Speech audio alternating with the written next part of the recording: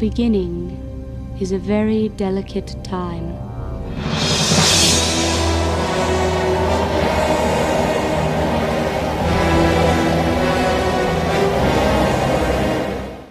Hello everyone, this is That Film Channel. I'm your host Matthew Walters. Let's talk about Dune. Dune. Dune is quite easily my favourite book of all time. Now, this is Children of Dune, the third in the series. I didn't bring the first one with me. I don't read nearly as much as I used to, but I can honestly say as soon as I picked it up, I fell in love. Sorry, Karsten, but this is the real Dune versus Dune versus Dune versus Dune. I love your channel, man, but you didn't even finish the book, so I'm going to take charge on this one. Sorry. To keep things simple, I'm going to talk about the first book in the series, Frank Herbert's 1965 seminal sci-fi masterpiece, Dune. Originally released as 2 serials in Analog magazine, it is, in my honest opinion, the best piece of science fiction ever written. I can't say I've read too much sci-fi in my lifetime, which is exactly why I love this book. It does not feel like your typical science fiction story. It delves into so many different themes and ideas in so many unique ways, and despite some tricky terminology near the beginning, once you get your head around it, it grabs you and does not let you go. Even now, some of the words sound like mumbo-jumbo in my head, but that's just par for the course for something like this, with such a grand world and vision and scope. Each chapter of Dune is broken up by excerpts written as historical accounts after the events of Dune, usually from the Princess Irulan or the Book of Muad'Dib, one of the many accounts within the universe. I mean, almost straight away, I think it's on the blurb of the book, in fact, that you know one of the fate of the key characters, which, if anything, makes the actual event more tense because you've spent so long anticipating it and waiting to see how this event will unfold, and that is just good writing. All of this, and I haven't even told you the basic premise of the plot. Dune tells the story of Paul Atreides, the heir to House Atreides, one of the great noble houses that make up the planetary Feist. The house accepts stewardess over planet Arrakis, known as Dune, taking over from their enemy the Harkonnens. Dune provides the most valued commodity in the known universe, the spice melange, which among many mystic properties can alter the mind and increase the senses, in large doses having properties allowing safe space travel. It is only found on Arrakis. Whoever holds it has immense power and wealth. The inhabitants of Arrakis are the mysterious and elusive Fremen. However, the house are betrayed as it's revealed to be a plot devised by the Emperor and the Baron Harkonnen to eradicate the house, which has become too popular and threatens to overtake the Emperor's position. Paul and his mother Jessica must find their way in the deep desert in order to survive. That's all I'm going to say, and I feel like I have barely scratched the surface. Within each chapter, it switches from the omniscient perspective of one of its many rich characters, diving into their heads in a way that allows you to understand so much about the world of Dune.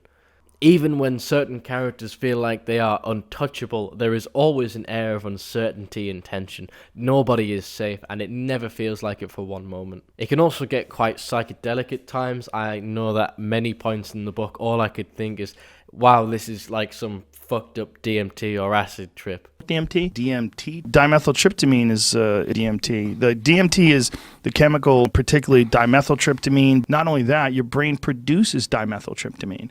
One of the many central ideas in Dune is the dangers of giving someone too much power and or turning someone into a messiah figure of sorts. They use religion in a very clever way and sort of intermingle it with the politics of the world, and it is definitely further explored, I feel, in the sequels, particularly Dune Messiah. No character is completely good or bad. They always have a grey area, even if they objectively seem to fit into one category more than the other, including and especially, I would argue, Paul, the central protagonist. So, to summarise that segment, read Dune. Give it a go. Please. I beg you. If you read Dune, you are guaranteed a kiss on the lips from me.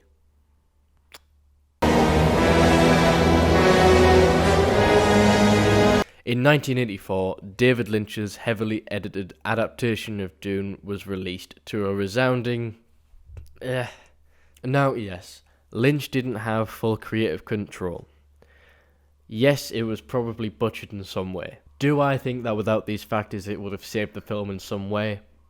Absolutely not. I should preface by saying I do actually enjoy the film for what it ultimately is, which is an incredibly cheesy 80s sci-fi flick. In fact, I went to see it on the big screen a few days ago at the Tyneside Cinema, and I had a great time. As a Dune adaptation though, or a focused, well-written story, it is not. I have problems with it. A lot of them. One glaring issue is the pacing. It goes from being all heavy exposition dumps to racing to the finish line within a matter of minutes. Now, there is a 3-hour cut that I have not seen, so maybe that's better, I don't know. I'm not sure if I want to know. If you don't already know the story of Dune before watching this, it's probably going to bamboozle you, and not in the fun way. It attempts to condense way too much material and ends up feeling half-baked as a result. The second thing is how fucking ridiculous the makeup and costumes look. Maybe not the costumes so much, but the makeup is fucking dreadful, combined with the sometimes unbearable cheesiness of the poor acting. I'm mostly looking at you, Baron. I fucking hate every second this guy is on screen. I'm sure for some he is a guilty pleasure to watch and he'll make you laugh, and I'm glad that you get some enjoyment out of this. I can't. Not only does it just shit and piss all over the nuanced counterpart of the novel, it just isn't enjoyable to watch in a so bad it's good way, at least not for me. I can't. It makes me cringe so hard. He screams every syllable and flies about laughing like a fucking idiot.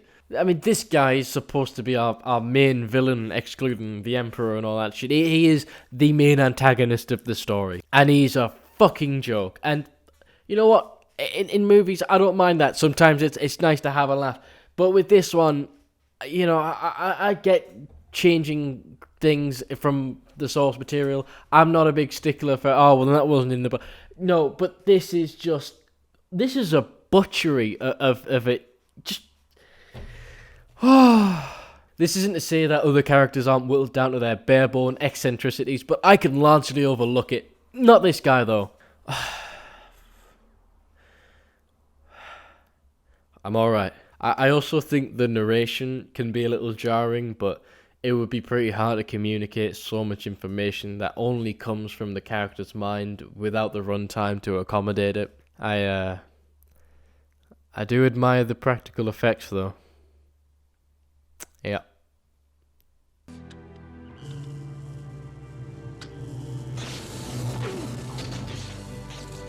The cast is very eclectic. I mean, you've got Kyle MacLachlan, Patrick Stewart, Ed from Twin Peaks. I don't know why I'm forgetting his name at the moment, but you know, it's a fun cast. Just a terrible fucking... I'll end this segment by saying, among just being a product of its time, I also think it had the wrong filmmaker behind it. While I can see Lynch being the right choice in many ways to adapt the material, he himself seemed to have no real interest in the story he was adapting, which is kind of important. I say this because the film actively goes against the whole point of the source material by making Paul a literal god and having it magically rain on Arrakis. Why? And where the fuck, what kind of hairy arsehole was the wading way transformed into the wading module, which is a sound-controlled laser beam? Okay, I think that's the end of that segment.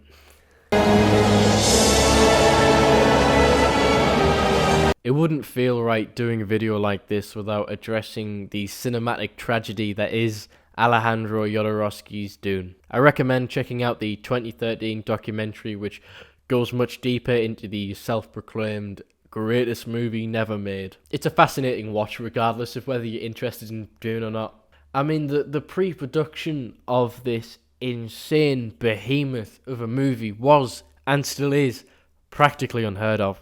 I won't spend too long on this, which would technically make this video Dune versus Dune versus Dune versus Dune versus Dune. But since it never got made and barely has anything to do with the source material, it doesn't count. This madman, among many other things, wanted to make a 14-hour film casting the likes of Orson Welles, Mick Jagger, David Carradine, as well as Salvador Dali as the Emperor, who wanted to work for $100,000 an hour, or a minute depending on which version you're looking at. And he agreed. It had bands such as Pink Floyd and Magma, special effects legends such as Dan O'Bannon and H.R. Geiger before they went on to do Ridley Scott's Alien. It spent over 2 years in pre-production, but ultimately failed to get the final green light from the Hollywood studios, probably because he refused to cut it down from its massive runtime, not to mention the fact that the film would barely resemble the novel, with the planet gaining sentience at the end and then flying off into space, awakening all the other planets. Okay, I can't lie, I want to see this movie, but I am by no means surprised that this never happened. We still have an immensely detailed storyboard and a later comic book adaptation of what we might have seen. Seriously, go watch the documentary. I can't do it justice. It's worth it hearing from the people who are actually there. And also, Jodorowsky is just insane. In 2000, the Sci-Fi Channel broadcast one of its highest rated programs ever, the 3-part epic Frank Herbert's Dune. Take a shot every time I say Dune in this video, you'll succumb to alcohol poisoning, I guarantee it. It was critically acclaimed and nominated for 3 Primetime Emmy Awards, winning Outstanding Cinematography and Special Effects. How does it fare in 2021? Well, okay, so what does it do well? It is very faithful to the source material, making use of a 4.5-hour runtime to tell the story, and the few changes that it does make, it makes for the better. For example, the Princess Irulan is far more involved within the narrative. She actually does things instead of just being an outside perspective, or in the case of the Lynch film, the opening narration and nothing else. Oh, and the Baron isn't a goofy cartoon villain and is a real pleasure to watch. And that's pretty much it. While I enjoyed watching it at the time, I'm in no rush to return to it. It is, by all accounts, incredibly dated. The CGI, while impressive and groundbreaking for early 2000s TV, I'm sure, it is pretty abysmal by today's standards. It does not look good at all. It's forgivable, but the sandworms look like weightless pieces of feces with teeth. The costumes are nothing short of horrible. Just look at those eyesores. Why does everybody have a ridiculously cheap-looking headpiece? The acting is pretty atrocious, save for a few decent performances. I'm looking at you, William Hurt, you're about it. I cringed quite a few times during my initial watch. So it has something in common with the 84 adaptation. And Alec Newman as Paul... Paul is supposed to be 15 at the beginning of the story. Now, I understand having to age a character up in film and television, but both adaptations are somewhat unbelievable in the sense that the character still acts like a child while having solid facial hair. I mean, Jodorowsky planned to cast his 12-year-old son with his version. I forgot to mention that in both the Lynch version and this, the eyes inconsistently glow. Not only should they not really glow, but sometimes they don't bother rotoscoping it in for some shots, and the pupil will be completely mismatched, and it is very distracting when you see it. The overall lighting is quite strange. It looks quite cheap. I also found it funny that whenever the Harkonnens are on screen, they are just bathed in red lighting. Media teachers would have a field day with that. Subtlety is not this miniseries' strong suit. If you haven't read or had any interest in Dune prior to this, I would give it a miss. I'm filming this before I go catch a sneak preview screening of Denis Villeneuve's Dune, which I'm ecstatic for. I'm also going to see it on its wide release a few days later on the 21st. And I feel like a child hopped up on Haribo and Monster Munch. I will be back after my initial screening with my thoughts. I have a feeling I won't be disappointed. I honestly can't think of anyone better suited to make this film, not least in part because it's his passion project. He's had this movie in mind since he was 14, but he has the talent to match it. But before I speak out of turn, I'm gonna watch the film. Ladies and gentlemen, boys and girls, we did it. A quick disclaimer, I'm about a fanboy all over this. It's going to be very messy. You have been warned. I know I'm not speaking rashly when I say this knocked it out of the park. You need to experience Dune Part 1 on the biggest screen possible. Don't think you can get the same experience via streaming. I know that it's releasing on HBO Max the same day as the cinema release, but you're just robbing yourself of something truly special. I wholeheartedly believe that. I'll be returning to an even bigger screen tomorrow at the time of recording this. I imagine by the time this comes out, it'll have been out for at least a few days.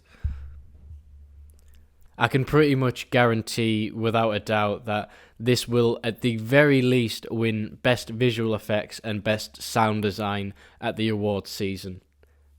Bravo. Bravo. Bravo. Bravo.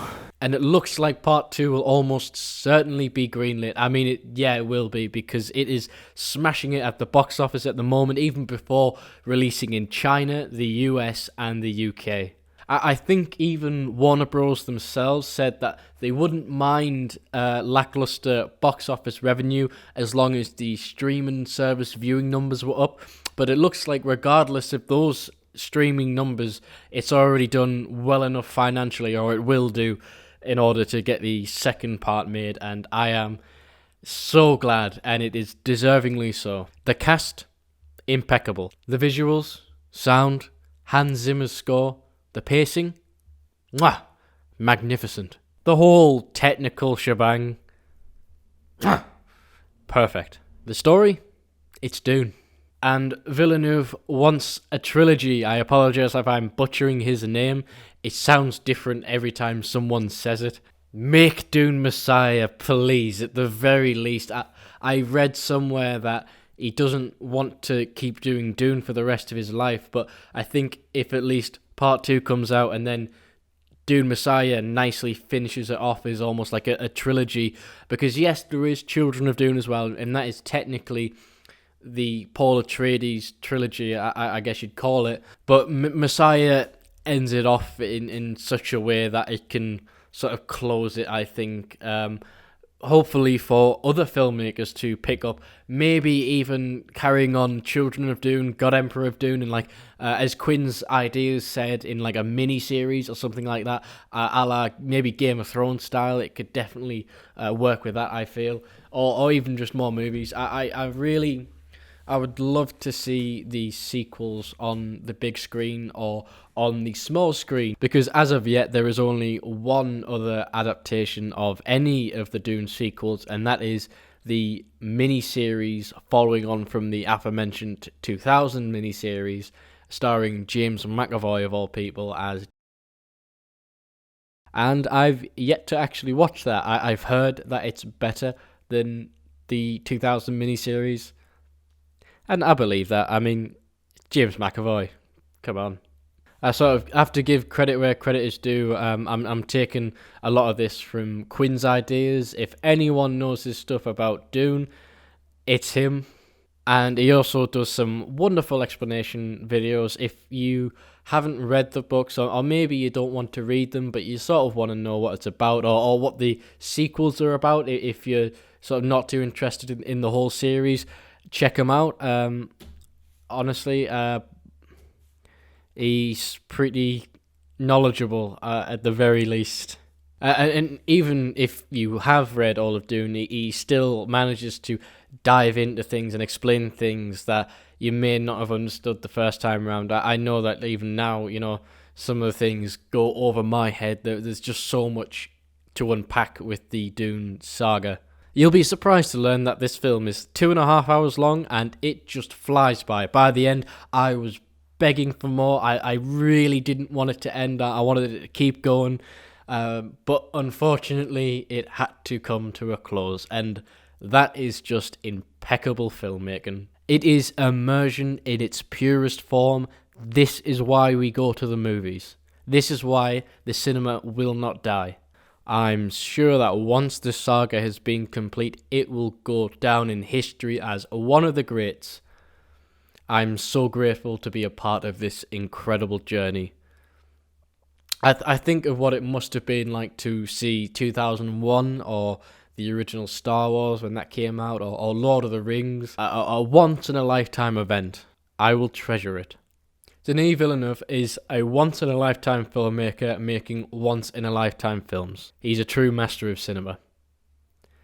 The guy has vision and scope, and that is what this story needed. I love movies. I don't know if you can tell, this is a film channel after all, and I have so much to talk about down the line after only just having started this up, but I cannot overstate that there hasn't been a film release like this that has gotten me this excited in a long time. I think I might die having to wait so long for the second part to come out, because obviously they've got to film it and all that crap, so it's gonna be a while, a couple of years at least. But I'm willing to wait, because I know it'll be good. If this is anything to go by, it's going to be fantastic. I did notice during my watch that there was a lot of stuff from the trailers that was changed or removed from the film. Usually a shot or a line will be different to how it appears in one of the trailers, which I imagine was done for the trailers specifically, at least with some of the lines, because they do give off different effects. It sort of made me feel like the film had a lot more to say than the initial impression the trailer gives, and the trailer is phenomenal by all means. It got me so excited. There's not much more I can really add without diving into the film itself. So maybe I probably will do a follow-up video where I discuss it further once it's had time for people to see it and people to digest it. For now, I'll leave you by imploring once again, go watch it on the biggest screen you can find. I sound like a broken record at this point, but I truly mean it. I always think going to see something at the cinema, you get a lot more out of it with any film, but for most films, I would say watching it on your TV, like myself, it's expensive to go to the movies, but this is a special case where I think everyone, even if you're not a massive cinema goer, should just get out, make a day of it, make a night of it. Just you will not regret it. Thank you all for watching. I think this is the longest thing I've done on here so far, and probably the longest it's taken to edit as well, so I don't imagine this will be coming out right as it's releasing, because I'm seeing it again tomorrow night. I want this to come out when it's still fresh in people's mind, ideally when it's still circulating within its first week. Thank you all for watching. I'm your host, Matthew Walters. I will see you in the next one.